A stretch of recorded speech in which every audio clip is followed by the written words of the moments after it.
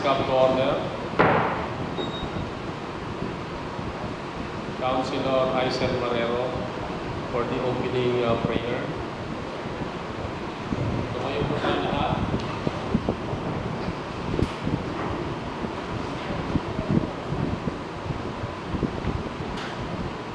Let us pray. Lord, we thank you for giving us another day to be fruitful.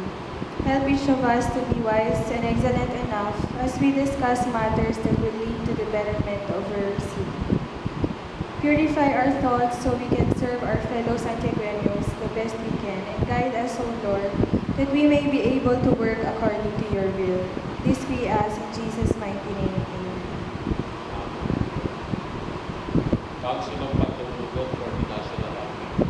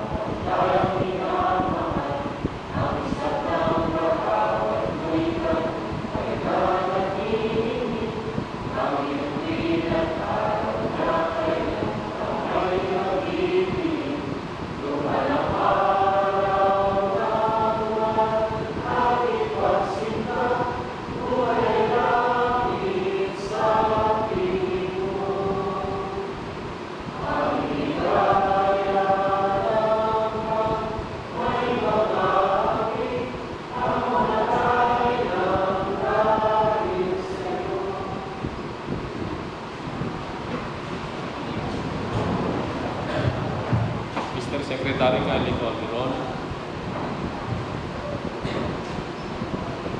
Honorable Marcelian Sotocan Jr., Present. Honorable Arlene Jane Alvarez Reyes, Honorable Celine Gina Bayasikian, Honorable Wolfrando Arlugot, Honorable Christian Vincent Nebelay Agabao, Honorable Aisen Faith S. Marrero, Honorable Nicasio P. Bautista III, Honorable Katrina B. Sable, Honorable Hexilon J. Alvarez, Mr. Presiding Officer, has an excuse letter. Honorable Alistair Alejandro G. Dirije, Honorable Frederick Sacluna,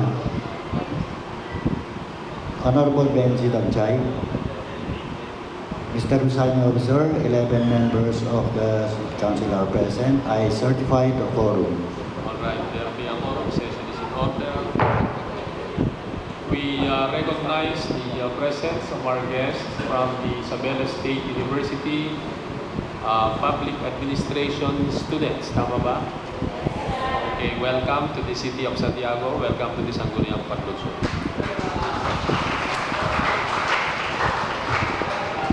Okay, the Honorable Arlene Alvarez Reyes is hereby recognized. Good afternoon, Mr. Presiding Officer. Good afternoon to all members of this august body.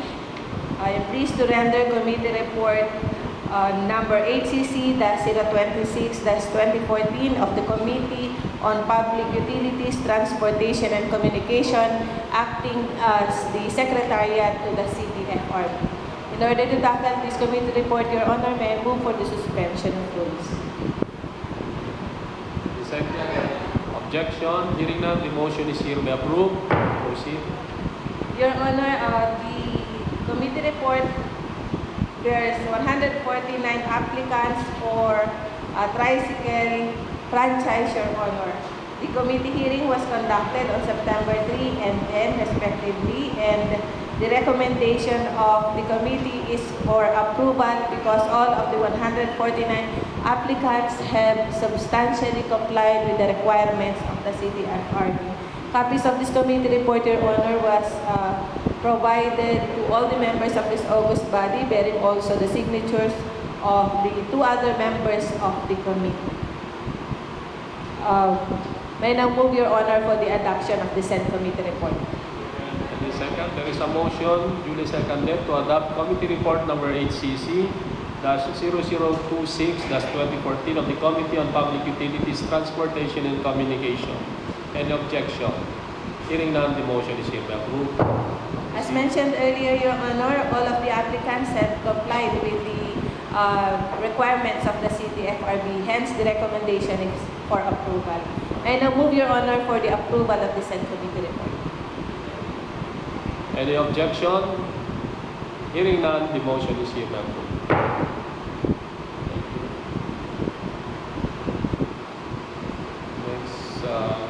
Next item, Mr. Secretary. Yes, Your Honor. The next item is the reading and approval of the minutes of the 46th regular session of the 8th City Council held on August 12, 2014. Okay, the Honorable Brenda Ragsak Luna is hereby recognized. Thank you, Mr. Presiding Officer. I respectfully move that the reading of the minutes of the 46th regular session of the present council, which was held on August 12 of this year, be dispensed with. Any objection?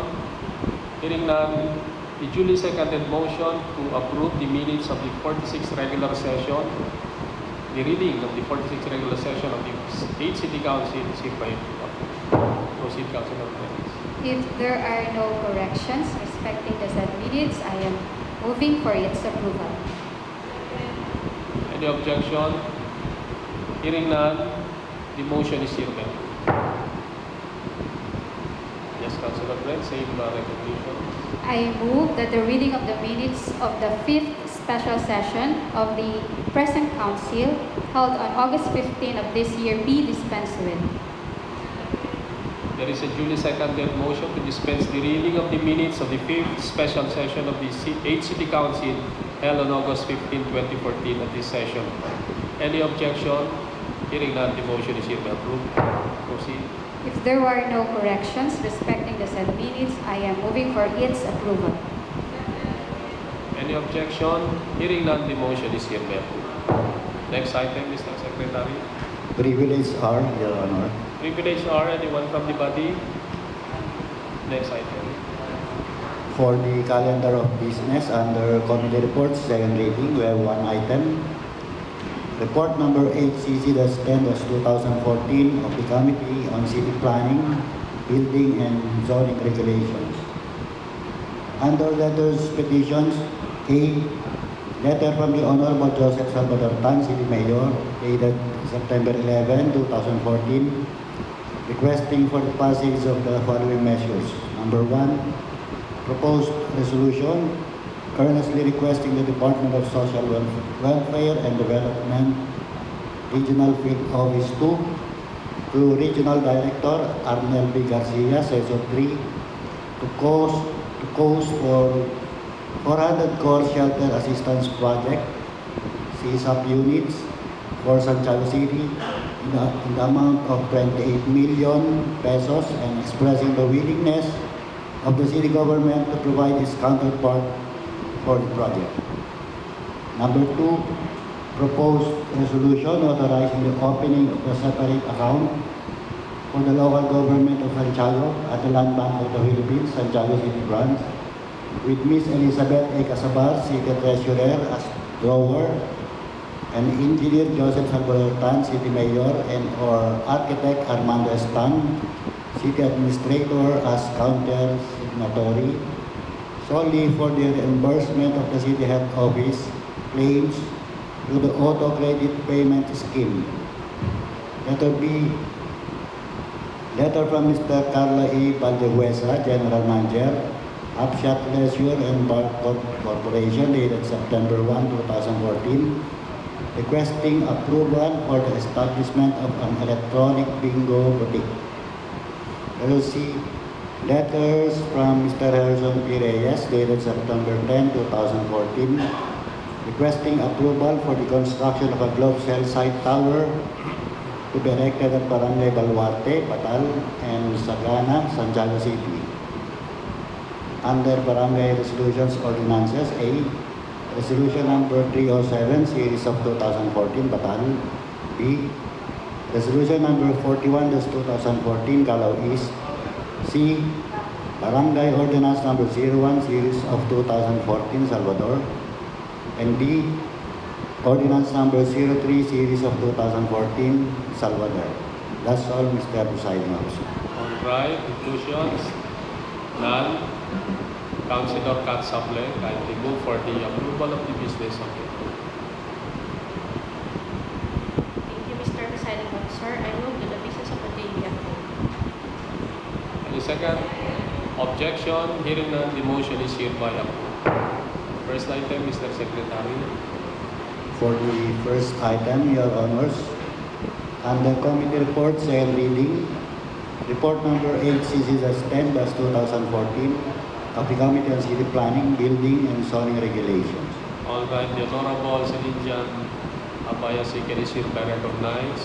Thank you, Mr. Presiding Officer. Being the committee chairman of the Committee on City Planning, Building, and Zoning Regulations, Your Honor, I have the honor to present Committee Report number 8, CC-10-2014, Your Honor. The Committee on City Planning, Building, and Zoning Regulations conducted its committee hearing last August 26, 2014, Your Honor. And the committee report has 2 items for approval, Your Honor. First is reclassifying parcel of land identified as lot number 699-E contained under transfer certificate of title number TSC 40630 containing an area of 1,100 square meters more or less owned by spouses Rosalina P. Angala and Virgilio Cabakungan situated at Purok 5, Barangay Caloocan, Santiago City, Your Honor, from agricultural to residential land.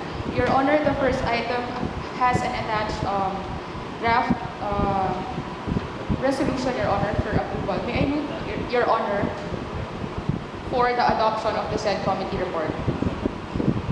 All right, any second? Any objection? Hearing none, the motion is hereby approved. Proceed. Your Honor, having stated the first item of the said committee report, may I move, Your Honor, for the suspension of rules to tackle the draft measure, Your Honor? Any second? Objection? Hearing none, the motion is hereby approved.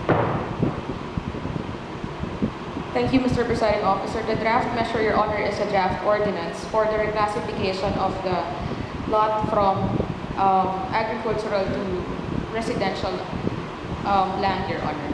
So if there are no questions, Your Honor, may I move for the approval of the said draft ordinance? Yes, Councilor Arlene, is hereby recognized. This is not an objection, Your Honor, but I just wanted to be stated on the record how many percent of the lands being reclassified have we reached so that it can be in consonance with our CLUB, Your Honor. Just for the record, I just would like this be answered, Your Honor. Yes, Councilor Celine. Thank you for that query, Your Honor. I do not have the exact data as of now, Your Honor, but rest assured, Your Honor, that we are still able to reclassify lands according to its classification because every time we're conducting a committee hearing, Your Honor, the presence of the, I call them team, CPPO, CEO, and City Assessor's Office representatives are present together with the members of the committee, Your Honor. As an answer, Your Honor, to the query of Councilor Erlene Alvarez, Your Honor, may I just provide her the necessary data she's requesting later. Tatanungin ko na lang po para sigurado sa ating CPPO personnel in charge of that data. All right. Councilor Arlene satisfied. Okay. So, there is a duly seconded motion to reclassify the parcel of land identified as lot number 699-E contained under transfer certificate of title number TSC 4630 containing an area of 1,110 square meters more or less owned by spouses Rosalinda P. Angala and Virgilio Cabakungan situated at Pata, Purok 5, Barangay Caloocan, Santiago City from agricultural to residential land. Any objection? Hearing none, the motion is approved. Right, Councilor, proceed. Thank you, Mr. Presiding Officer. The second item of the said committee report, Your Honor, is a letter from Felipe S. de la Cruz Jr., Purok 2 President of Caloocan, Santiago City regarding mining at Villanueva residence, Your Honor. Your Honor, the recommendation of the committee is for its referral to the proper committee, Your Honor. And what would be the proper committee? If I may suggest, Your Honor, it's the committee handling the environment. Environment under Councilor X Alvarez. Yes. That's just a suggestion, Your Honor. Yes, so do you have a motion for that? To refer to proper committee? Yes, Your Honor. Okay, any second to that? Objection, hearing none, the motion is hereby approved. Next item, Mr. Secretary. Your Honors, the next item in the agenda refers to letters, petitions. Letter A, letter from the Honorable Joseph Salvador Tan, City Mayor, dated September 11, 2014, requesting for the passage of two proposed measures. All right. Councilor Adil Alvarez Reyes is hereby recognized. Thank you, Mr. Presiding Officer. Since this letter from our local chief executive is certified as urgent, Your Honor, I now move for the suspension of rules. Second. Objection, hearing none, the motion is hereby approved. Proceed.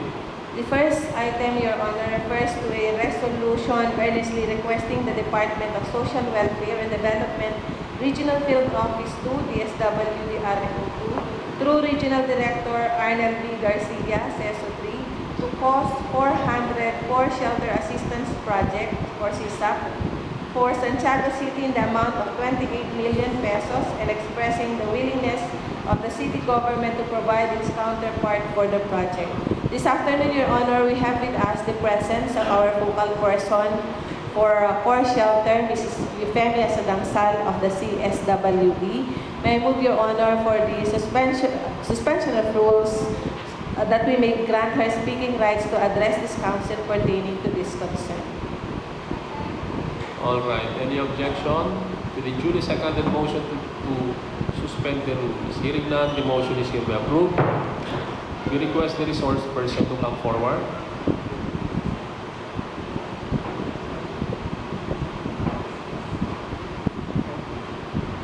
First of all, I would like to greet our presiding officer, Atty. Junjun Cabocana, and members of the Sangguniang Panlunsod.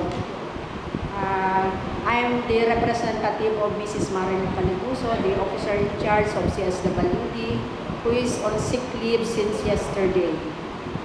So regarding the Core Shelter Assistance Project, in short, CSAP, we have the project proposal submitted to the regional office since I think sometime in May, addressed to our regional director. Ipokorrect ko lang, ang present regular director natin ay Miss Remia Tapispisan, the new director of DSWD Region 2. So in the project proposal, we request 400 units of core shelter assistance project, and amounting to 28 million, that is 70,000 per unit. And then we have the LGU counterpart. This is the component of the CSAP. The LGU counterpart is the lot, the resettlement lot, and we have that in Banawag Norte. Kasi recently we have the 50 units core shelter assistance project. Almost complete na construct. The only problem there is the painting of the 50 units. So the as I said a while ago, the counterpart of the DSWD Region 2 is the 70,000 per unit, and of course the technical assistance. And then the LGU will provide the lot for the 400 units if approved. The labor, I think nakabudget dito yung labor for the skilled carpenters. The development of the site, actually we have the National Housing Authority.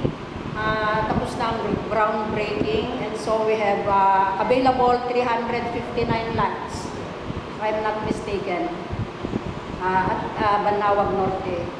So it is enough for the 400 units for shelter approved by the regional office. So, ang CSAP natin ay isang disaster response and mitigation strategy aimed to respond to the number of rendered families brought about by man-made and natural calamity. So yun po ay typhoon resistant. Yun ang ng CSAP project. So who are the target beneficiaries? We have the families residing in danger areas. Ito po yung nasa riverbank, yung sa along National Road. And we have also those houses na meron nakatayo sa mga private lot na ready for eviction or demolition. Second, we have the families whose houses are made of shanty materials. We have the iron sheets, plastic sacks, used by plywoods, signboards, used tarpaulins. So yun ang picture ng isa sa mga target beneficiaries natin. And number 3, families do not have regular income. Source of income is spent priority on food. So yun po ang target beneficiaries natin sa CSAP. So we have identified 400 beneficiaries. Bale, we have the first priority, the second priority kasi ang nabalidate na ng aming office ay mahigit na 1,000. Yun po ay galing sa BAC, yung Barangay Action Center, and the CSWD staff validated these families kung talagang indigent sila or qualified CSAP beneficiary. So, yun po, all about the CSAP. All right. Questions? Yes, Councilor Brenda Ransaclon is hereby recognized. May I move for 1 minute recess, Mr. Presiding Officer? 1 minute recess should be declared. Session resumes. Councilor Brenda Ransaclon is hereby recognized. Thank you, Mr. Presiding Officer. I have some minor amendments to introduce respecting the subject measure. Okay. First, on the title, it shall now read as earnestly requesting the Department of Social Welfare and Development Regional Field Office through Regional Director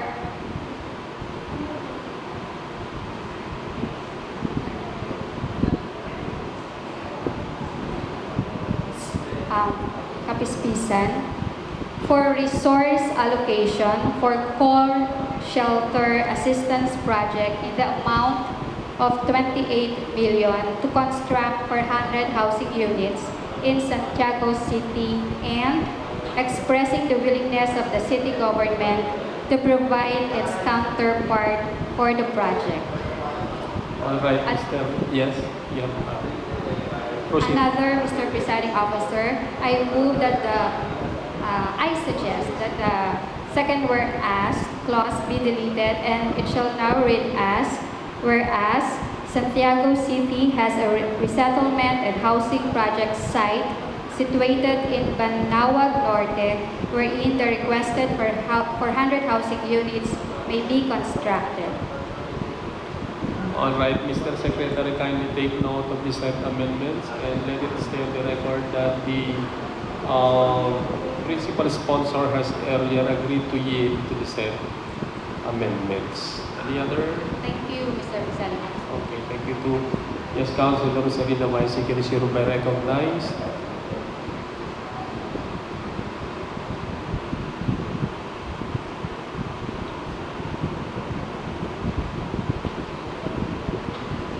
Yes, the floor is yours. Thank you, Mr. Presiding Officer. Your Honor, this is a query on the construction of the title. Okay. We have two verbs here, requesting and expressing. Isn't it, Your Honor, that in the title we only have to have one object of the said draft measure, Your Honor? Is this allowed? Expressing.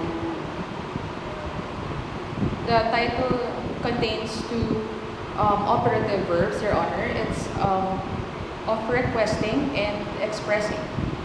We are adopting or approving, we have adopted and approved measures, Your Honor, of expressing our support in another resolution and requesting in another resolution separately, Your Honor. This time, those two measures are inculcated in one title, Your Honor, and the whereases or the clauses of the said draft resolution, Your Honor, does not contain anything about any expression, Your Honor, of the said subject of the title. So any suggestion for that?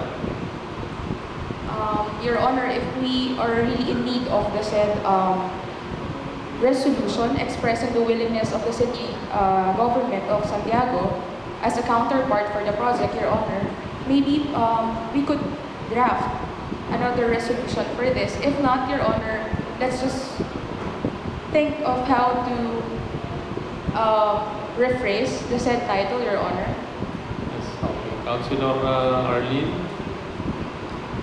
there is a suggestion to either replace the title or to split it into two resolutions, one requesting and the other expressing. Your Honor, if I may, my position on the matter, Your Honor, is that the two operative words being mentioned by Councilor Sikian is germane. It's not, there will be no confusion, Your Honor, but because we're just requesting, and from our end, we are willing to give also our counterpart. So we're just trying to stress here to push for our request because we are willing also to give a counterpart. So more or less, this is also related, Your Honor. Okay. Ms. Councilor Celine, the position of the principal author is that they are germane to each other, considering the fact that it's like a donation. It's like a conditional donation. You request and then there is a counterpart to that part. What is your word on the matter? Your Honor, if I get it right, so anything germane to the subject of the title, Your Honor, is all right to be added in the title. Okay, under legislations, the title should only express one subject and the legislation should also contain one subject. However, if there are things which are germane or closely related or intertwined, such that you cannot separate one from the other, then that is allowed, considering the fact that they express the same idea on the matter. Thank you, Your Honor. Another query, Your Honor. All right, proceed. I do not agree that requesting is inseparable from expressing. Although, Your Honor, going back to my first question, if this is allowed, then I can't do anything anymore. Is it allowed, Your Honor, The what? to allow this title construction? All right, Councilor Abdi, what is your position on the matter? Before I give my... Your Honor, I think it is only point of technicality, Your Honor, because the main content of the resolution is more on the sourcing of allocation for the housing. So that is the main point, Your Honor, with regards to the title. And the operative word expressing willingness is a mere sentiment of saying that we have an available resources also to counterpart with whatever is we are requesting with the regional office, Your Honor. So I think it's just a matter of sentiment, Your Honor, that we have included in the title the expression of the willingness of the local government to provide its counterpart. Your Honor, should there be an approved allocation of this subject, then we shall go into the details of the counterpart. That will come later, Your Honor. But at this point, we are merely expressing, Your Honor, that we are willing to provide our counterpart. The detail will come should there be an allocation from the regional officer. Councilor Celine? You amenable to that? Your Honor, I do not have an answer to your question. But Your- do you have any suggestion? Maybe you can amend the title for that matter. Your Honor, if I go for this title, a title with two operating verbs, Your Honor, this will be a precedent to legislation later on. I am asking because once I was corrected in crafting a legislative title. So now that I am aware that we are actually capable of doing this, today I'm enlightened. Your Honor, may I now go to my second Okay. query regarding the subject matter. Second, Your Honor, I'd like to ask if we could still remember, meron po tayong problema sa ating bypass road project na ginagawa dito po sa lungsod ng Santiago.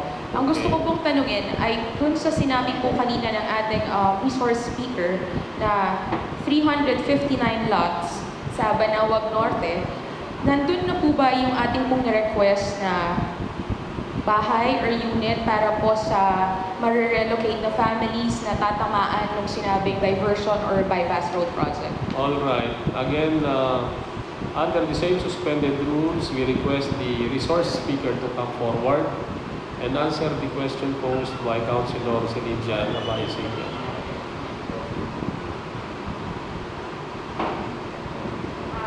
The 400 identified beneficiaries, actually we are not sure if they will pursue their willingness to have the core shelter. So, yung ni Councilor, maybe we can accommodate them later on. Now the question is, are they included in your list Yes. of identified core shelter beneficiaries? Is that correct, Yes. Councilor Celine? Yes, sir. Maybe we can accommodate them. Are they included?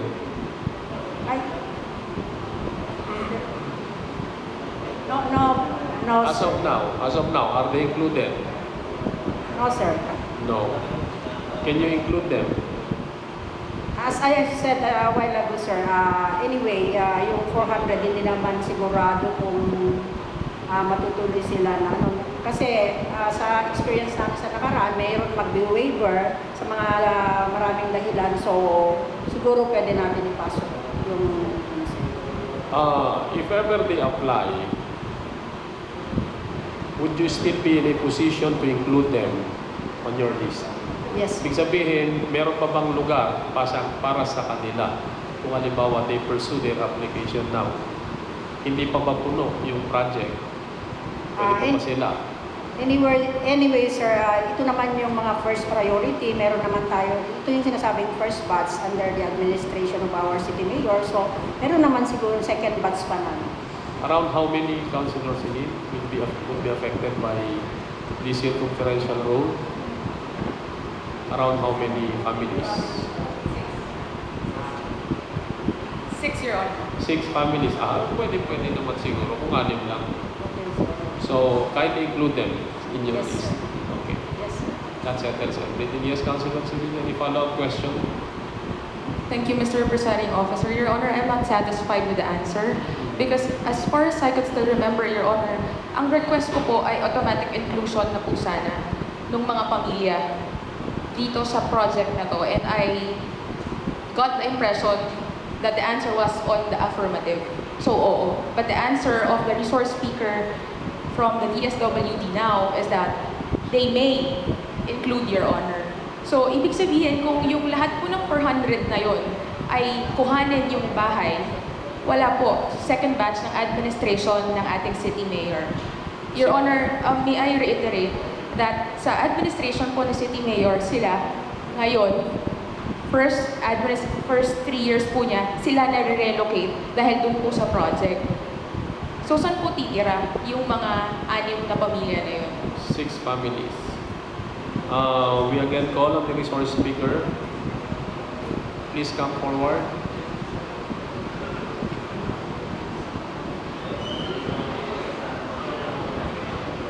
Six families, anim. Six families, can you include them? Yes, sir. Okay. Pwede i-accommodate namin. Yes. So, submit lang sa office namin yung 6 families para bigyan namin ng interview sheet. That settles everything. Councilor Zedin. Thank you, Mr. Presiding Officer, for that, Your Honor. May I request, Your Honor, that this is just a request. If we could ask the City Engineering CPDO to provide the CSWD the copy of the list of the names of the families, Your Honor, that will be affected by the diversion road, Your Honor. Okay. Thank you, Your Honor. Mr. Secretary, can you take note of the same and provide the list to the CSW? Any other question? Yes, Councilor Radin Alvarez Reyes, you were recognized. Thank you, Mr. Presiding Officer. In consideration of the first query of Councilor Sikian pertaining to including another operative board in the title, if I may suggest, Your Honor, just to reconcile the positions of the members of this council, if we could instead place the expression under another resolve paragraph, Your Honor. Resolve further that the city government is willing to provide its counterpart for the project. And then the last resolve portion, Your Honor, will now read, resolve finally to forward copies of this resolution, etc., etc. Just so we can keep the one operative board in the measure. But earlier, Your Honor, I am also asking the position of Councilor Brenda, in as much that earlier there was a position to amend the title.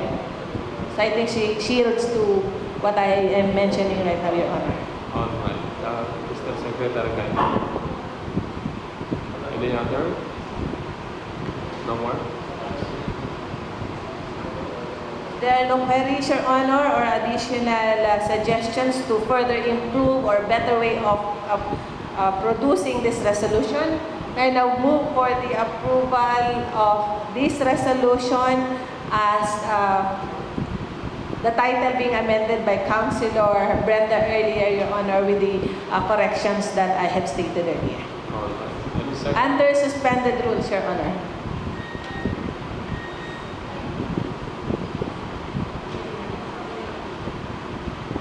And also, Your Honor, may I move that all members of this august body be a sponsor to this measure. All right. Any second to that? Objection? Hearing none, the same is approved under suspended rules. Next item. Yes, Your Honor, another proposed measure under the letter of the Honorable Local Chief Executive.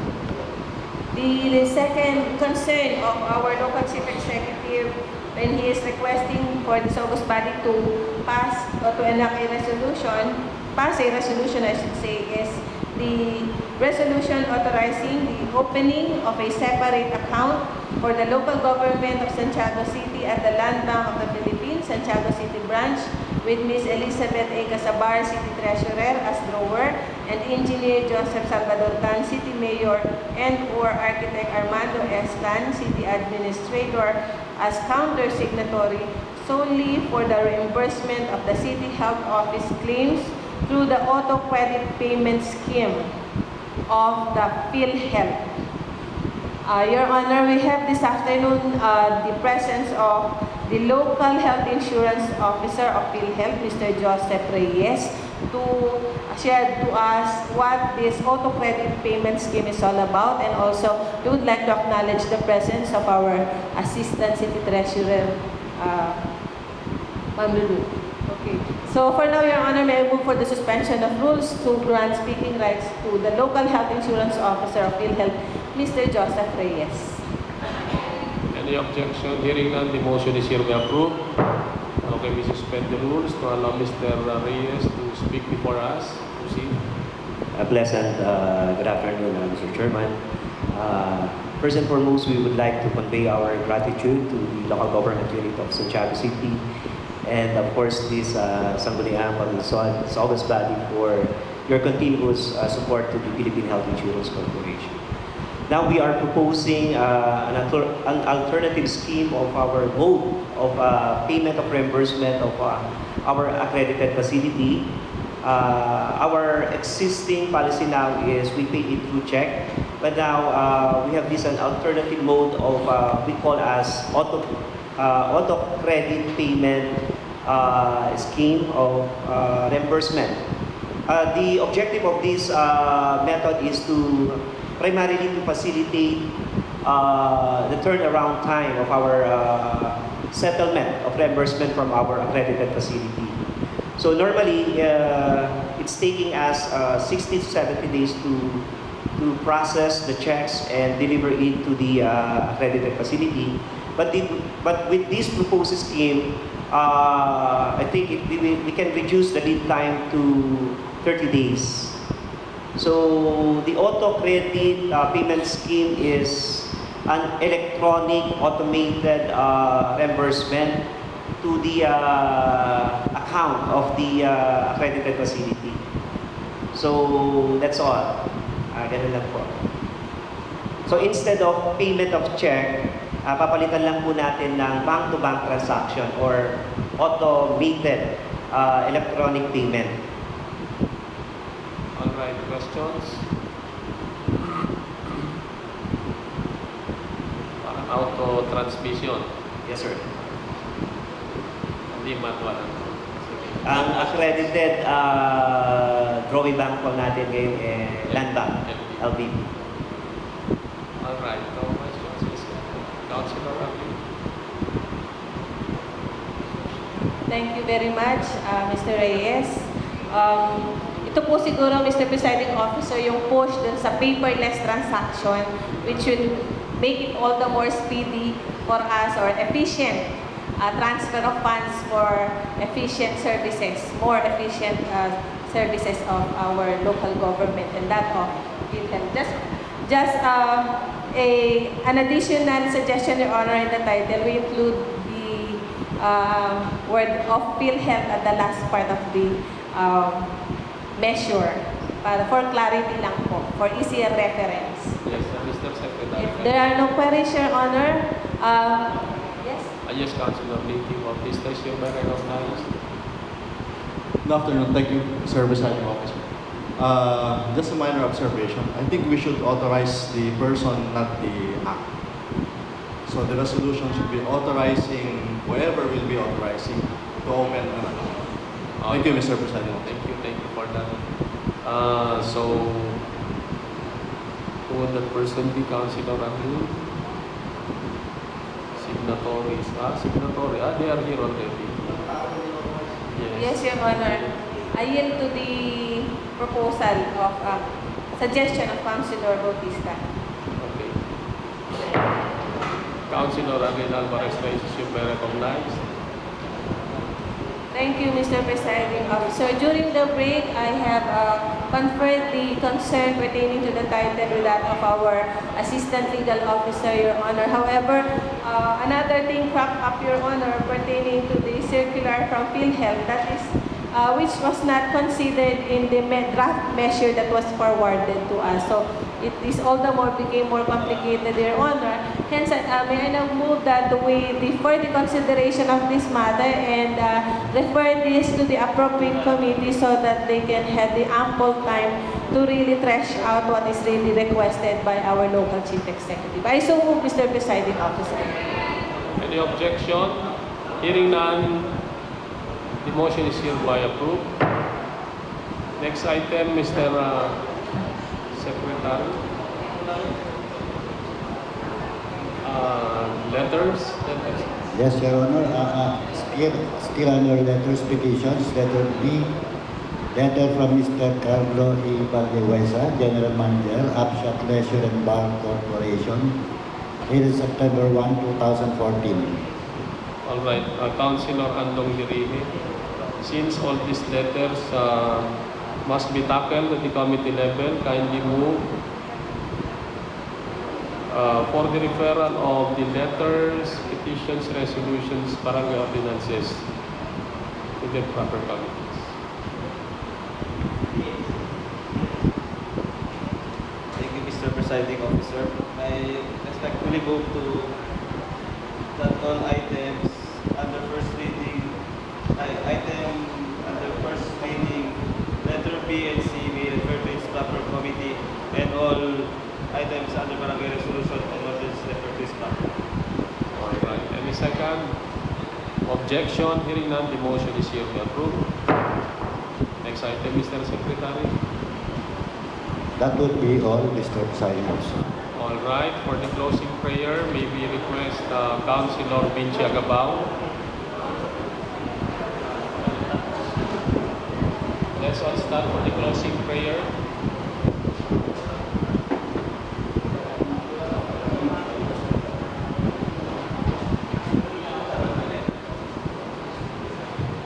Sa ngalan ng Ama, ng Anak, ng Espiritu Santo. Amen. Ang aming pasasalamat, Panginoon, at natapos namin ang sesyon na ito ng malumanay. Salamat sa pamamahagi ng kakayahan na naging dahilan upang makarating kami sa tamang pagdidesisyon at nagbigay sa amin ng tamang atensyon na lahat ng dapat pag-usapan. Sa pangalan ni Jesus. Amen.